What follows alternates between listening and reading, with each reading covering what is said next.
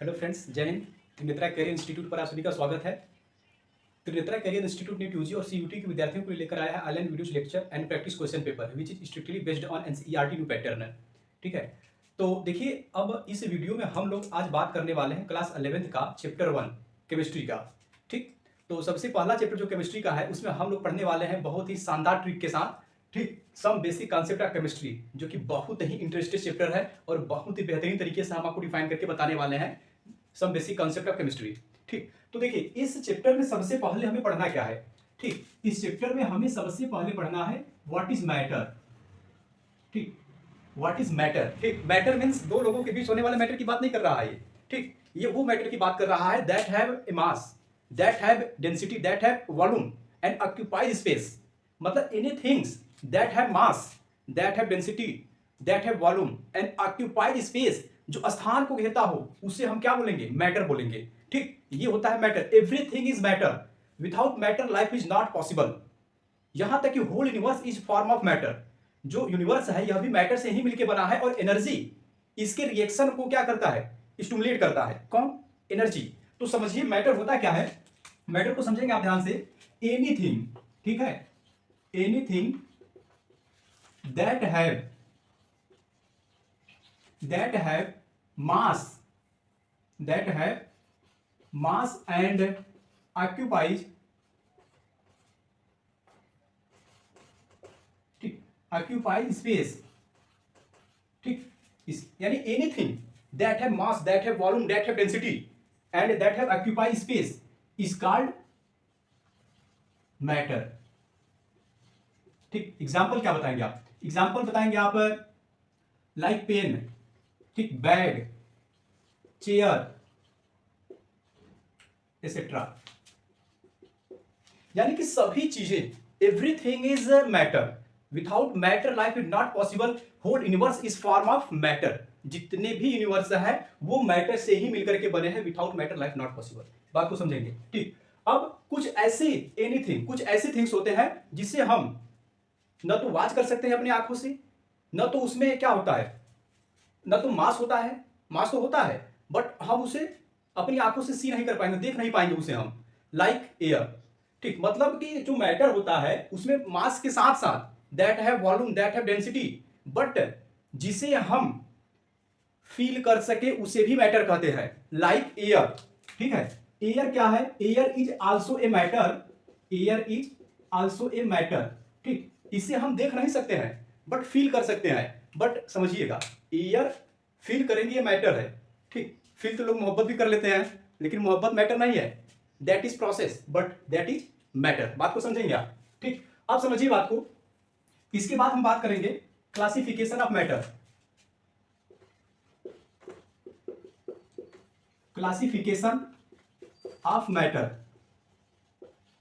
ठीक, पहले मैं क्या करूंगा, मैटर का क्लासिफिकेशन जो होता है उसका एक चार्ट ड्रॉ करूंगा ताकि आपको ये समझ में बहुत ही इजीली तरीके से आए कि मैटर के अंदर हमें किन किन चीजों को पढ़ना है।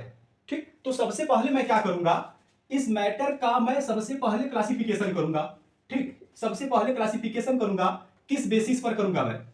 ठीक, इसका बेसिस क्या है। ठीक, तो मैटर के क्लासिफिकेशन का जो बेसिस होता है, ये दो बेसिस पे क्लासिफिकेशन किया जाता है मैटर का। सबसे पहला बेसिस होता है on the basis of physical state, on the basis of physical state. ठीक है, सेकेंड क्या होता है, on the basis of bulk properties,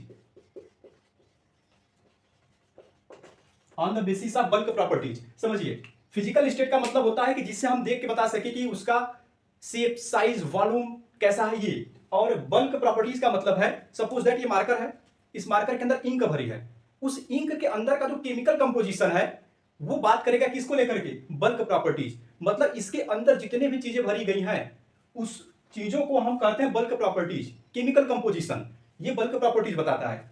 तो अब समझेंगे आप बात को कि जो फिजिकल स्टेट होता है, ठीक, फिजिकल स्टेट पर जो मैटर होता है इसे सबसे पहले हम टू पार्ट में डिवाइड करते हैं। कितने पार्ट में, तो आप कहेंगे सर टू पार्ट में। कौन कौन होता है, पहला पहला होता है रिजिड एंड दूसरा क्या होता है, फ्लूइड। ठीक, दूसरा क्या होता है, फ्लूइड होता है। तो अब रिजिड में दो चीजें आती हैं, सॉरी रिजिड में केवल एक चीज आएगा, रिजिड में आता है केवल आपका सॉलिड, एंड फ्लूइड में आपका आता है ठीक लिक्विड, लिक्विड एंड गैस। समझ रहे हैं बात को आप? देखिए स्टेट ऑफ मैटर जनरली हम कहते हैं तीन होता है, एनसीईआरटी ने भी तीन ही लिखा है, इसलिए हम इन्हीं तीन के बारे में डिटेल में बात करेंगे। वैसे तो स्टेट ऑफ मैटर होते हैं कितने, पांच, चौथा होता है प्लाज्मा और पांचवा होता है बोस आइंस्टीन, तो उसके बारे में हमें बात नहीं करनी है, चौथे और पांचवी स्टेट के बारे में हमें जनरली बात करनी है एनसीईआरटी के बुक से। तो एनसीईआरटी ने केवल तीन ही स्टेट ऑफ मैटर दे रखा है, तो हम तीन के ही बारे में बात करेंगे। अब समझ सॉलिड क्या होता है, सॉलिड क्या होता है, सॉलिड मीन्स ऐसा मैटर होता है ये जिसका वॉल्यूम फिक्स होता है, जिसका वॉल्यूम क्या होगा, फिक्स होता है, जिसका मास फिक्स होता है, जिसका शेप फिक्स होता है, उसे हम क्या बोलते हैं, सॉलिड। लाइक अगर मैं यहां पर एक सॉलिड का स्ट्रक्चर ड्रा करूं तो आप देख पाएंगे इस स्ट्रक्चर के अंदर, ठीक स्ट्रक्चर तो है कैसा ये सॉलिड, लेकिन इसके अंदर मैं बना रहा हूं इसके एटम्स को, ठीक इसके एटम्स को मैंने इस तरीके से इसके अंदर बना दिया। तो जो एटम्स होते हैं सॉलिड के, इनके बीच दो एटम के, समझ रहे हैं बात को, सॉलिड में मैंने कहा कि इनका शेप फिक्स होता है, ठीक मास फिक्स होता है, वॉल्यूम फिक्स होती है, इंटरमॉलिक्यूलर डिस्टेंस भी फिक्स होता है।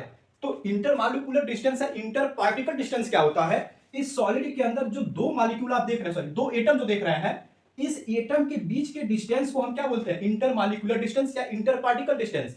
तो everything is in solid fix होता है, समझ रहे हैं बात को, चाहे वो शेप हो, चाहे साइज हो, चाहे मास हो, या फिर वो वॉल्यूम में क्यों ना हो, या फिर इंटरमॉलिक्यूलर डिस्टेंस ही क्यों ना हो, everything in solid is fix.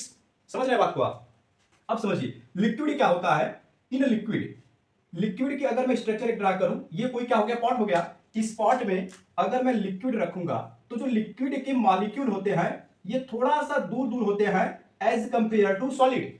Means जो लिक्विड होता है इसका देखिए वॉल्यूम तो फिक्स होता है बट शेप फिक्स नहीं होता है। रीजन क्या है, अगर आप लिक्विड को सपोज दैट किसी भी पॉट के अंदर रखेंगे, किसी भी पात्र में रखेंगे, वो उसी का शेप ले लेता है। जैसे अगर मैं कहूं कि मैंने वाटर को एक फ्लास्क में रखा, तो वाटर क्या करेगा, उस फ्लास्क का शेप ले लेगा। अगर मैं कहूं कि उस वाटर को ट्यूब में भरिए, तो वाटर क्या करेगा, उस ट्यूब का शेप ले लेगा। तो in liquid volume is fix but shape is not fix, shape is never fix in liquid. समझ रहे हैं बात को? एंड इंटरमॉलिक्यूलर डिस्टेंस फाउंड, ठीक यानी सॉलिड के कंपेयर में इंटरमॉलिक्यूलर डिस्टेंस जो होता है लिक्विड में ये थोड़ा ज्यादा होता है। And intermolecular force is also decrease, means intermolecular force decrease का मतलब है इफ मॉलिक्यूल बिकम दूर डिस्टेंस पर, यदि मॉलिक्यूल एक दूसरे से दूर दूर होंगे तो इंटरमॉलिक्यूलर फोर्स क्या करेगा, डिक्रीज करेगा। But intermolecular force in solid highest, सबसे ज्यादा इंटरमॉलिक्यूलर फोर्स किसमें होता है, सॉलिड में होता है, इसके बाद लिक्विड में, और सबसे कम इंटरमॉलिक्यूलर फोर्स किसमें होता है, गैस में होता है। तो अब समझेंगे बात को, अगर ये मैंने बना दिया है कोई पार्ट, अब इसमें देखिए अगर मैं यहां पर गैस के मॉलिक्यूल रख दिया, तो गैस के जो मॉलिक्यूल होते हैं ये दूर दूर होते हैं, थोड़े डिस्टेंस पे होते हैं as compare to liquid and solid. जो गैस होते हैं इनका मास फिक्स होता है but volume and shape can never fix in gas. Volume और शेप जो होता है गैस का it is never fix. Reason क्या है, ये वाइंड यानी एयर से हल्की होती है, एयर से हल्की जितनी भी गैसें होती है वो एयर में क्या होती हैं, उड़ने लगती हैं।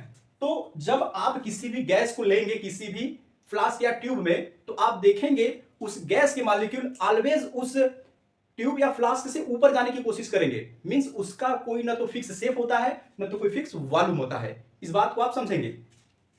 और इंटरमॉलिक्यूलर डिस्टेंस सबसे ज्यादा होता है एंड इंटरमॉलिक्यूलर फोर्स सबसे कम होता है। मतलब इंटरमॉलिक्यूलर फोर्स अगर बढ़ेगा तो इंटरमॉलिक्यूलर डिस्टेंस डिक्रीज करेगा। समझ रहे हैं बात को? यानी intermolecular force is also reversely proportional किसके, इंटरमॉलिक्यूलर डिस्टेंस के। समझ रहे हैं क्या बात को आप? ठीक, तो चलिए अब हम और आगे चलते हैं थोड़ा सा आपको समझाते हुए। On the basis of bulk properties, bulk properties के बेस पर जो मैटर होता है इसे कितने पार्ट में डिवाइड किया गया, समझिएगा बात को। पहले तो फार्दर हम इसे 2 पार्ट में डिवाइड करते हैं। ठीक, फार्दर 2 पार्ट में डिवाइड करते हैं। पहला पार्ट होता है आपका मिक्सचर, पहला पार्ट क्या होता है आपका मिक्सचर, एंड सेकेंड पार्ट क्या होता है आपका प्योर सब्सटेंस, प्योर सब्सटेंस। ठीक, mixture and pure substance.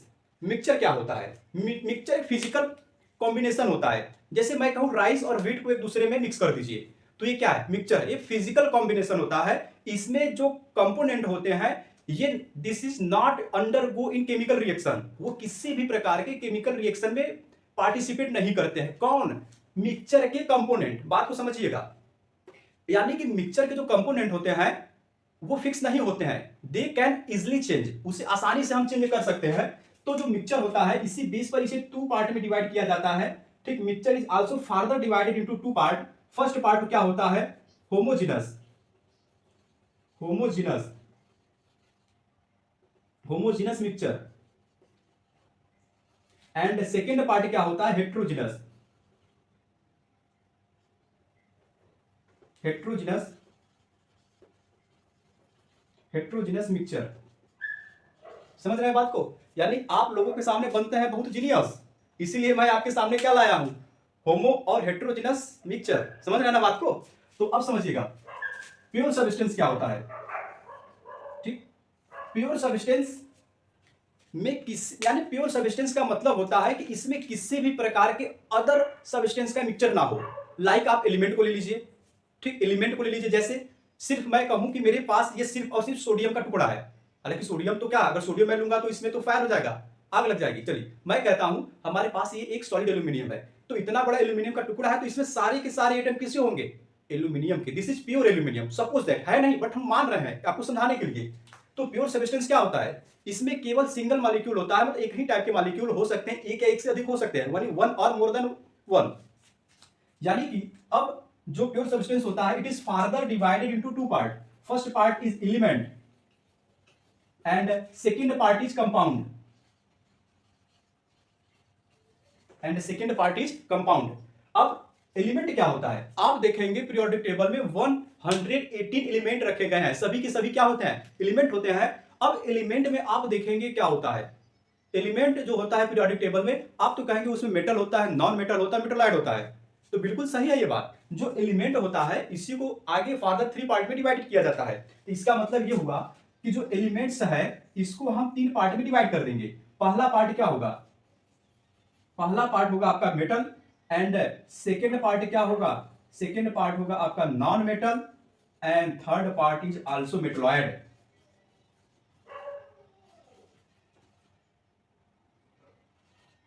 Third part क्या है? मेटलॉइड। मेटल क्या है? यानी कि ऐसे सभी एलिमेंट जो देखने में काफी ब्राइटनेस फुल हो उसे हम क्या बोलेंगे? मेटल। जो इलेक्ट्रिसिटी को कंडक्ट कर सके उसे हम क्या बोलेंगे? मेटल। जो इलेक्ट्रॉनों को डोनेट करके पॉजिटिव चार्ज ला सके उसे हम क्या बोलेंगे? Metal. Like sodium, magnesium, aluminium, ठीक, scandium, titanium, vanadium, zinc, copper, ये सब क्या है? मेटल है। नॉन मेटल क्या होता है? जिसमें ब्राइटनेस ना हो। ठीक, यानी मेटल का जस्ट उल्टा। अगर मेटल में ब्राइटनेस होगा तो नॉन मेटल में ब्राइटनेस नहीं होगा। समझ रहे हैं? अगर मेटल इलेक्ट्रिसिटी का कंडक्शन करेगा तो नॉन मेटल इलेक्ट्रिसिटी का कंडक्शन नहीं करेगा। If metal can made positive charge तो non metal can made negative charge. जो नॉन मेटल होता है ये निगेटिव चार्ज को डिनोट करता है। मेटलॉइड क्या होता है? यानी कि ये तो रखेगा पॉजिटिव और ये तो रखेगा निगेटिव चार्ज। ठीक, लेकिन मेटलॉइड क्या करेगा? ये कहता है न तो मैं पॉजिटिव चार्ज रखूंगा न तो निगेटिव रखूंगा, मतलब न तो खेलब और न तो खेला दे, खेलो बिगाड़ो।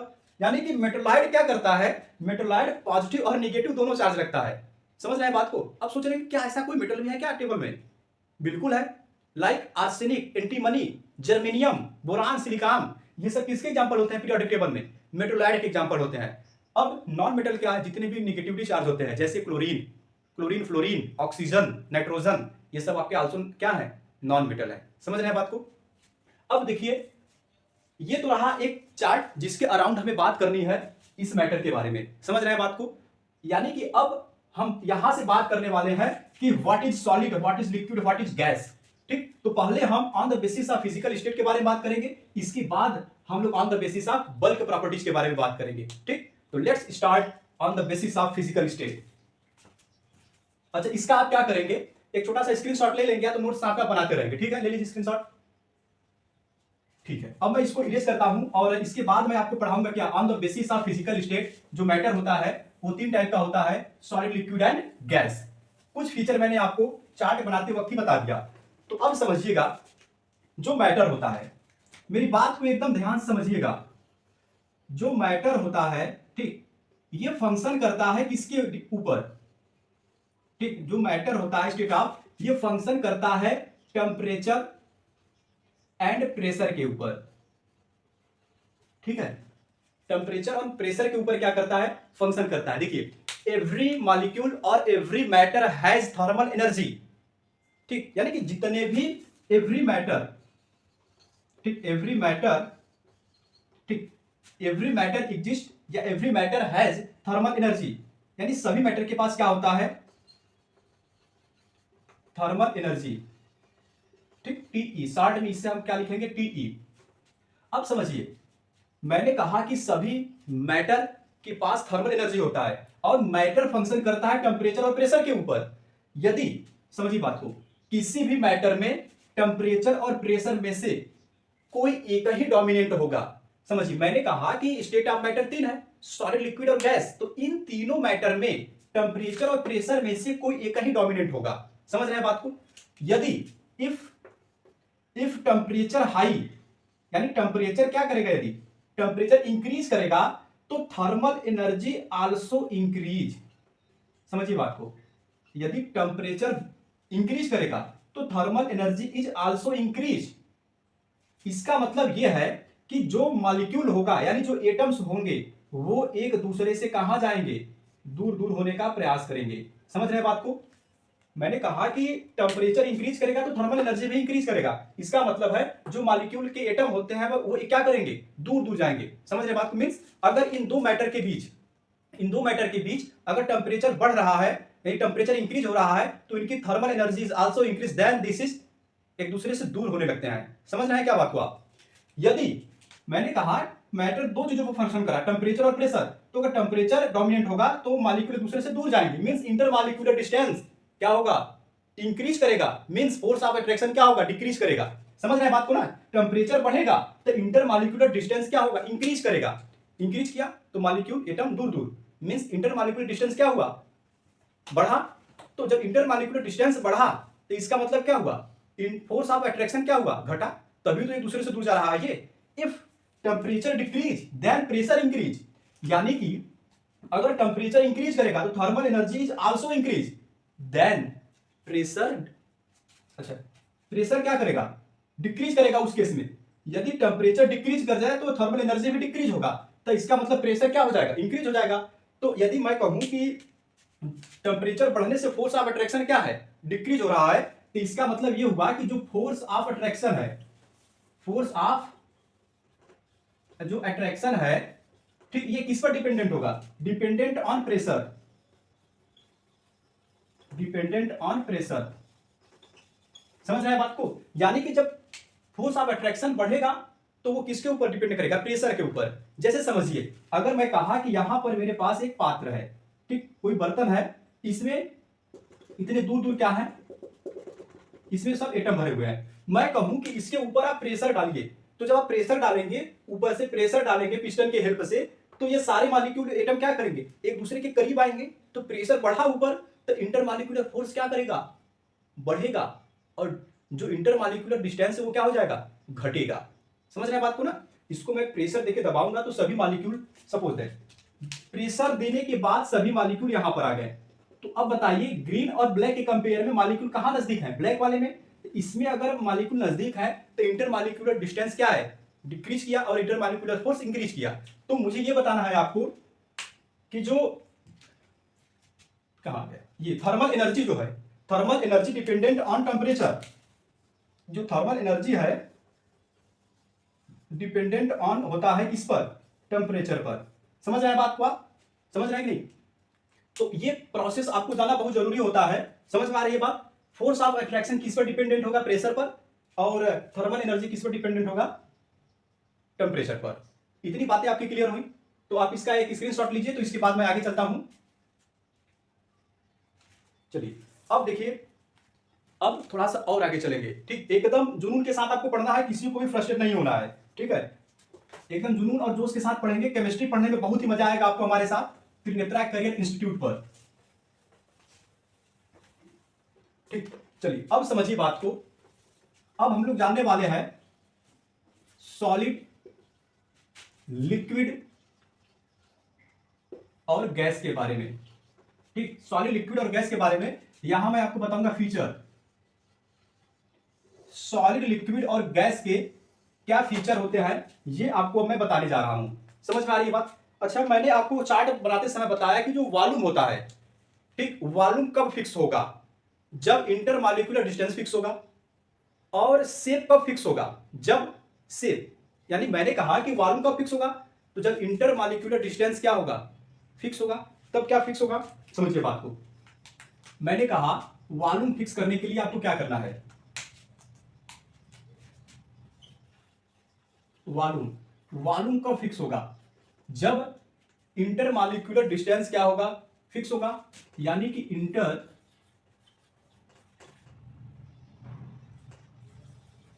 इंटरमॉलिक्यूलर डिस्टेंस, इंटरमॉलिक्यूलर डिस्टेंस क्या होगा? फिक्स होगा। वॉल्यूम को फिक्स करने के लिए इंटरमॉलिक्यूलर डिस्टेंस फिक्स होना चाहिए। अब समझिए, शेप को फिक्स करने के लिए क्या करना होगा हमें? अब सोचने वाली बात है ये। ठीक, तो शेप को फिक्स करने के लिए क्या फिक्स होना चाहिए? इसका आंसर जरा आप ढूंढेंगे। ठीक है, अब फीचर में समझिए। फीचर में सबसे पहला फीचर मैं आपको बताऊंगा। ठीक, सबसे पहला फीचर मैं आपको बताऊंगा मास। ठीक, सेकंड नंबर पे क्या होगा? शेप। ठीक, सेकंड नंबर पे क्या होगा? शेप। एंड थर्ड नंबर पे क्या होगा? वॉल्यूम। फोर्थ नंबर पे क्या होगा? इंटर पार्टिकल डिस्टेंस या इंटर मॉलिक्यूलर डिस्टेंस।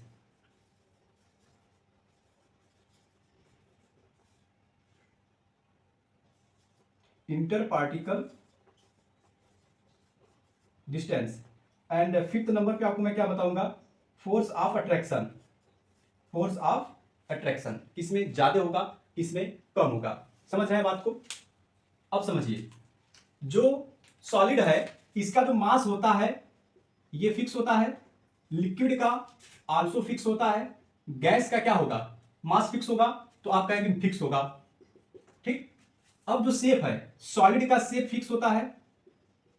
ठीक, और लिक्विड का शेप क्या होता है? लिक्विड का shape not fix. It is not fix because इसे हम किसी भी पॉट में रखेंगे उसी का शेप ले लेता है। Volume is also fix. Liquid का जो वॉल्यूम होता है ये क्या होता है? फिक्स। एंड सॉलिड का वॉल्यूम भी क्या होता है? फिक्स होता है। बट गैस का जो शेप होता है it's not fix. It's not fix. And जो वॉल्यूम होता है गैस का, volume is also not fix. समझ रहे हैं क्या बात को? ये नॉट फिक्स। समझ रहे हैं बात को? अब इंटर पार्टिकल डिस्टेंस या इंटर मॉलिक्यूलर डिस्टेंस, सॉलिड का क्या होता है? फिक्स होता है। लिक्विड का भी क्या होता है? फिक्स होता है। बट गैस का नॉट फिक्स। बट गैस का नॉट फिक्स। गैस का नॉट फिक्स। अब force of attraction. Force of attraction, मैंने कहा कि यदि थर्मल एनर्जी बढ़ेगी, थर्मल एनर्जी बढ़ेगी इसका मतलब टेम्परेचर बढ़ेगा। टेम्परेचर बढ़ेगा तो मॉलिक्यूल दूर दूर होंगे। इसका मतलब यह हुआ कि जो फोर्स ऑफ अट्रैक्शन है, ठीक, फोर्स ऑफ अट्रैक्शन जो है अगर ये बढ़ेगा, ठीक, बढ़ेगा तो थर्मल एनर्जी क्या करेगा? समझिए बात को। थर्मल एनर्जी क्या करेगा? डिक्रीज करेगा। लिक्विड में क्या होता है? जो फोर्स ऑफ अट्रैक्शन होता है ये बहुत हल्का सा कम या लगभग बराबर किसके होता है? थर्मल एनर्जी के। एंड जो गैस होता है, गैस में थर्मल एनर्जी बहुत ज्यादा होता है एज कंपेयर टू किसके? As compare to force of attraction के। समझ रहे हैं बात को? मैंने ये बताया था आपको, ठीक, कि अगर टेम्परेचर बढ़ेगा तो थर्मल एनर्जी क्या होगा? बढ़ेगा। थर्मल एनर्जी बढ़ेगा तो मॉलिक्यूल दूर दूर जाएंगे। समझ रहे हैं कि बात को नहीं? तो गैस में क्या होता है? मॉलिक्यूल बहुत दूर दूर होते हैं। इसका मतलब यह है कि फोर्स ऑफ अट्रैक्शन बहुत कम है। इसका मतलब थर्मल एनर्जी गैस में क्या है? ज्यादा है। और सबसे कम किसमें है? सॉलिड में है। समझ रहे हैं क्या बात को आप? ठीक, अब एक चीज और हम आपको बताएंगे। छठवें नंबर पे आता है मेन पोजीशन। मेन पोजीशन, समझिए बात को। मेन पोजीशन, सॉलिड का मेन पोजीशन क्या होता है? फिक्स होता है। सॉलिड का मेन पोजीशन क्या होता है? फिक्स होता है। क्यों? क्योंकि शेप फिक्स होता है। अच्छा, यहां पर देखिए जरा, मैंने कहा कि जब शेप फिक्स होगा तो मेन पोजीशन भी क्या होगा? Main position main position is also fix. समझ रहे हैं बात को? समझिए, याद कैसे करेंगे आप? देखिए वॉल्यूम में क्या है, m है, वॉल्यूम में m है, इसका मतलब यह है इंटर मॉलिक्यूलर, वॉल्यूम में m तो मॉलिक्यूलर में m, तो आप समझेंगे वॉल्यूम कब फिक्स होगा? जब इंटर मॉलिक्यूलर डिस्टेंस फिक्स होगा। शेप फिक्स कब होगा? देखिए शेप में p है और यहाँ पोजीशन में भी क्या है, p है, तो p और p, m और m, इसी से आप पकड़ेंगे कि वॉल्यूम फिक्स होगा तो इंटर मॉलिक्यूलर डिस्टेंस या इंटर पार्टिकल डिस्टेंस फिक्स होगा, और शेप फिक्स होगा तो मेन पोजीशन फिक्स होगा। अब समझिए बात को, मैंने कहा कि यदि शेप फिक्स होगा तो मेन पोजीशन भी क्या होगा, फिक्स होगा। तो समझिए बात को, सॉलिड का शेप अगर फिक्स है तो मेन पोजीशन भी क्या होगा, फिक्स होगा। अब समझिए लिक्विड क्या कहता है, यदि लिक्विड का शेप फिक्स होगा तो मेन पोजीशन भी फिक्स होगा। तो लिक्विड का शेप क्या है, नॉट फिक्स, तो इसका मतलब मेन पोजीशन क्या होगा, main position not fix, main position not fix. अब समझिए मैंने कहा कि अगर शेप फिक्स तो मेन पोजीशन फिक्स, तो क्या गैस का शेप फिक्स है? नहीं, तो इसका मतलब गैस का मेन पोजीशन भी क्या होगा, नॉट फिक्स। समझ में आ रही है बात, क्लियर हो रही है बातें? अब देखिए, अब इसके बाद हम बात करेंगे किसकी बेस पर, on the basis of chemical properties, जिसे हम कहते हैं बल्क प्रॉपर्टीज। तो अब हम इस बेस पर क्या करेंगे, मैटर को क्लासिफाई करेंगे। अच्छा, इसका स्क्रीनशॉट ले लीजिए आप, ठीक है, ये करते हैं अब हम मैटर की क्लासिफिकेशन में। अब हम बात करने वाले हैं on the basis of bulk properties. Bulk properties बोले तो इनके अंदर का क्या मटेरियल है, केमिकल कंपोजिशन की ये बात करता है। तो बल्क प्रॉपर्टीज के बेस पर सबसे पहला मैटर होता है आपका मिक्सचर। ठीक, मिक्सचर क्या होता है, ये एक फिजिकल कॉम्बिनेशन होता है जिसमें जो कंपोनेंट इंक्लूड होते हैं वो किसी भी केमिकल रिएक्शन में इंक्लूड नहीं होते हैं। मीन्स वो किसी भी केमिकल रिएक्शन को नहीं करा सकते हैं, उनके जो कंपोनेंट होते हैं वे फिक्स रेशियो में नहीं होते हैं, उनके कंपोनेंट को हम आसानी से चेंज कर सकते हैं, ये होता है mixture.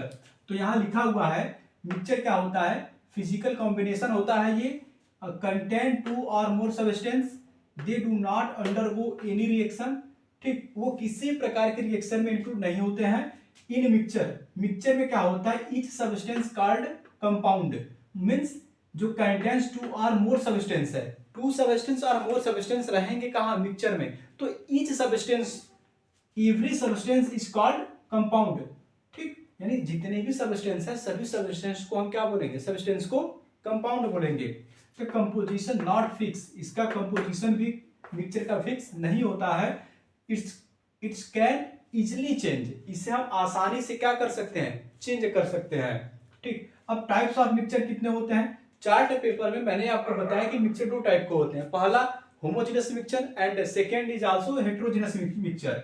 In homogeneous mixture if uniform composition of the mixture remains throughout then called homogeneous mixture.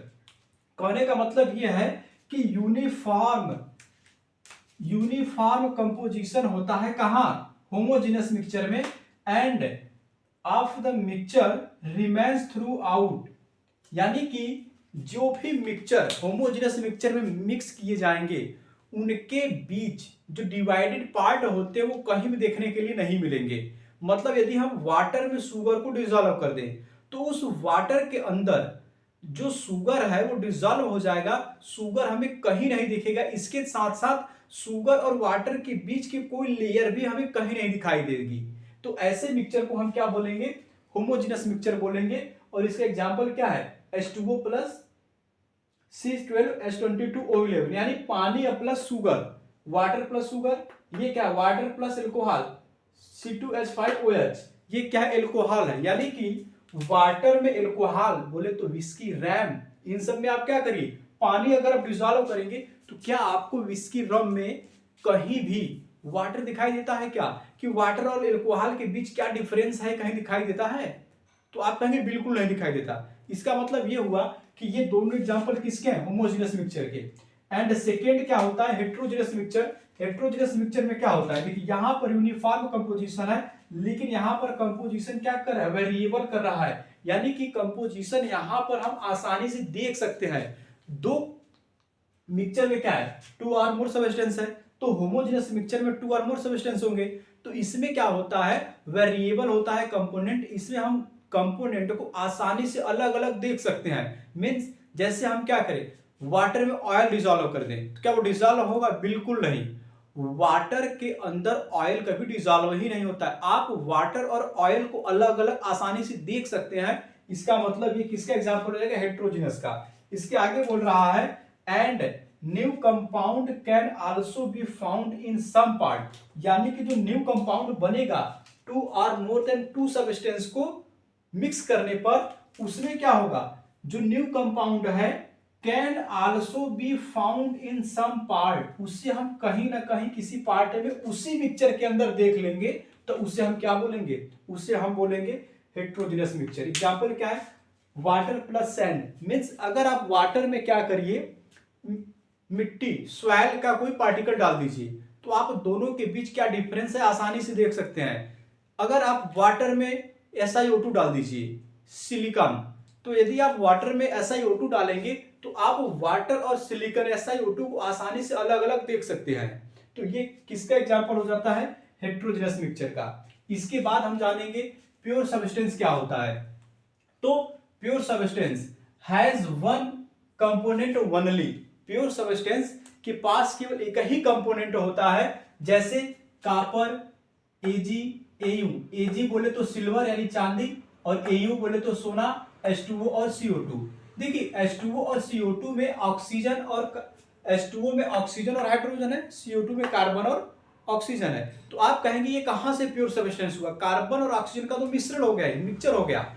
लेकिन आप ये बात को ध्यान दीजिए कि यदि मैं कहूं मेरे पास एक ठीक फ्लास्क है कोई, ठीक, या मान लीजिए कोई पात्र है, इसमें मैंने केवल और केवल H2O भर दिया, तो H2O भरा है, क्या इस पात्र में H2O के अलावा कोई और सब्सटेंस मैंने डाला है, नहीं डाला है। इसका मतलब ये हुआ कि ये इसमें केवल और कोई प्योर H2O है, H2O के अलावा कोई और मॉलिक्यूल या पार्टिकल नहीं है। वैसे CO2 गैस है, प्योर CO2 गैस लेंगे आप तो वो भी किस में चला जाएगा, प्योर सब्सटेंस में चला जाएगा। अब इसके बाद हम बात करेंगे किसका, एलिमेंट का। तो एलिमेंट क्या होता है, is consist of only one type of atoms. जो एलिमेंट होता है वन टाइप का क्या करता है, एटम्स को रखता है, यानी element consist of one type of atom. Example क्या है, copper, hydrogen, chlorine, sodium, magnesium, nitrogen etcetera. यानी पीरियोडिक टेबल में जितने भी आप एलिमेंट रखे गए हैं सब के सब एग्जांपल हो जाता है किसके, एलिमेंट को। और एलिमेंट का एक क्या है, इट्स पार्टिकल में exist in atom and molecule, यानी कि जो एलिमेंट होते हैं, एलिमेंट जो होते हैं इसके आप पार्टिकल को ले लीजिए। जब पार्टिकल को आप लेंगे एटम को, सपोज दैट मैंने यहाँ हाइड्रोजन और प्लस हाइड्रोजन लिया, तो ये दोनों है एटॉमिक फॉर्म में, एटॉमिक फॉर्म से ये क्या बनाएंगे, मॉलिक्यूलर फॉर्म बनाएंगे, यानी हाइड्रोजन बनाएंगे। ऐसे ही मैं ले लूंगा क्या, ऐसे ही मैं ले लूंगा क्लोरीन, ठीक, Cl प्लस Cl, ये क्या बनाएगा, Cl2 बनाएगा। ऐसे ही मैं ले लिया ऑक्सीजन प्लस ऑक्सीजन, ये क्या बनाएगा, O2 बनाएगा। तो जो पार्टिकल होता है में एग्जिस्ट इन एटम्स और मॉलिक्यूल, एलिमेंट के पार्टिकल या तो एटम के रूप में एग्जिस्ट करेगा या तो मॉलिक्यूल के रूप में एग्जिस्ट करता है। ये बात आपको समझ में आनी चाहिए, ठीक। अब अगला बात है कंपाउंड। कंपाउंड क्या कहता है कि compounds contains different elements in fixed ratio. Compound क्या होता है, डिफरेंट एलिमेंट का मिक्सचर होता है, वो फिक्स रेशियो में। मिक्सचर में तो फिक्स नहीं है, जैसे मैं कहूं कि सपोज दैट अगर मैंने यहां ले लिया H2O, मैं कहा H2O में जो हाइड्रोजन है ये 2 ग्राम है और जो ऑक्सीजन है ये 16 ग्राम है। इन दोनों जब ये 2:16 के अमाउंट में रेशियो में जब ये मिलेंगे तब जाकर के H2O बनेगा। यदि मैं कहूं कि हमारे पास तो चलिए 2 ग्राम क्या है, हाइड्रोजन है, और 32 ग्राम हमारे पास क्या है, ऑक्सीजन है, तो क्या ये H2O बनाएगा, बिल्कुल नहीं, ये बनाएगा H2O2, हाइड्रोजन पर ऑक्साइड, जिसे हैवी वाटर का तो D2O होता है, ये बन जाता है हाइड्रोजन पर ऑक्साइड। समझ रहे हैं क्या बात को आप। अब उसी तरीके से जो कंपाउंड होता है, ठीक, समझिए कंपाउंड भी क्या होता है, डिफरेंट टाइप का एलिमेंट होते हैं, वो फिक्स रेशियो में मिले होते हैं। जैसे H2O में जो हाइड्रोजन होता है ये 2:16 के रेशियो में मिले होते हैं। हाइड्रोजन तो 2 ग्राम होता है और ऑक्सीजन कितना होता है, 16 ग्राम होता है। अब CO2 को मैं ले लूं, CO2 में कार्बन और ऑक्सीजन कितने के रेशियो में होते हैं? 12:32 के रेशियो में होते हैं। समझ रहे हैं बात को? अगला एग्जांपल मैं लेता हूं C12H22O11 का। तो इसमें कार्बन, हाइड्रोजन एंड ऑक्सीजन कितने के रेशियो में है? 12:22:11। 12:22:11। यदि इसी रेशियो में कार्बन, हाइड्रोजन और ऑक्सीजन मिलेंगे तभी शुगर का फॉर्मेशन होगा, अदरवाइज शुगर का फॉर्मेशन नहीं हो पाएगा। तो बातें समझ में आ रही है क्या आपको? ठीक, यदि आपको कोई भी दिक्कत किसी भी टॉपिक में होता है, कोई भी बात आपको मेरी नहीं समझ में आती है कि यहाँ पर जो मैं समझा रहा हूँ उसका कुछ किसी और वे में क्या मतलब होगा, तो आप कमेंट करके हमसे पूछ सकते हैं। इतनी बातें क्लियर हुई। अब देखिए, आज के वीडियो में हम यहीं तक बात करेंगे। इसके बाद हम लोग जो एनसीईआरटी की बुक है, इसके आगे के टॉपिक को हम लोग नेक्स्ट वीडियो में कवर करेंगे। ठीक, thanks for watching this video. यदि वीडियो पसंद आए तो लाइक, सब्सक्राइब और शेयर जरूर करिएगा। Thank you.